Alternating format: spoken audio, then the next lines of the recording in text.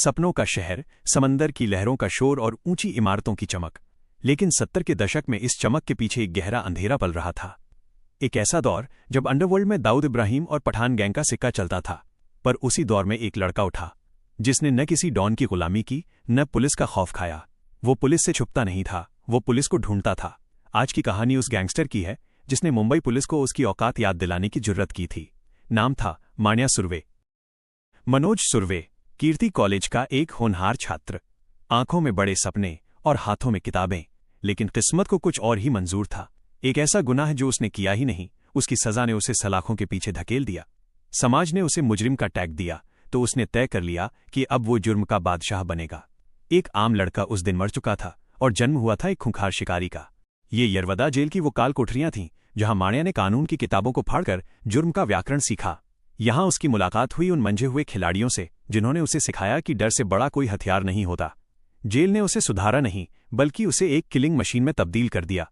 जब वो जेल की सलाखें तोड़कर बाहर आया तो उसके सीने में बदले की आग थी और दिमाग में सिर्फ एक ही लक्ष्य, तबाही।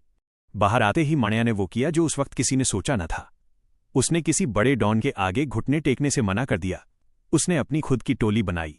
रोंगटे खड़े कर देने वाली डकैतियां, सरेआम गोलियों की गूंज और बेखौफ रंगदारी।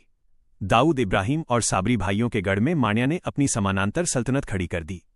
वो अंडरवर्ल्ड का वो लोन वुल्फ था जो अकेले ही पूरे झुंड पर भारी पड़ता था। लेकिन मान्या सुर्वे का सबसे बड़ा दुश्मन कोई डॉन नहीं बल्कि वर्दी थी। वो जानता था कि सिस्टम ने उसे बर्बाद किया है, इसलिए उसने सीधे सिस्टम की नींव हिला दी। पुलिस वालों की आंखों में आंखें डालकर चुनौती देना उसकी आदत बन गई। वो अक्सर कहता था, पुलिस मुझे ढूंढे, उससे पहले मैं पुलिस को ढूंढ लूंगा। उसने सरेआम पुलिस की नाक के नीचे वारदातों को अंजाम दिया।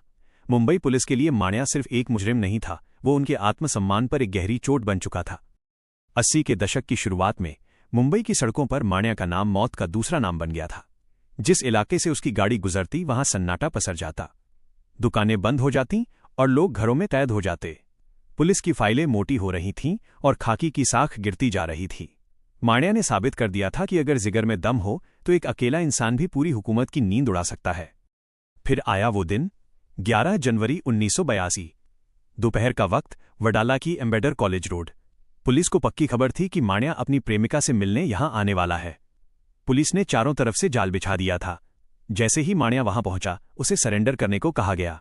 लेकिन मान्या के खून में झुकना नहीं था।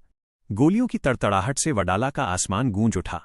ये कोई मामूली मुठभेड़ नहीं थी, ये एक आमने सामने की जंग थी।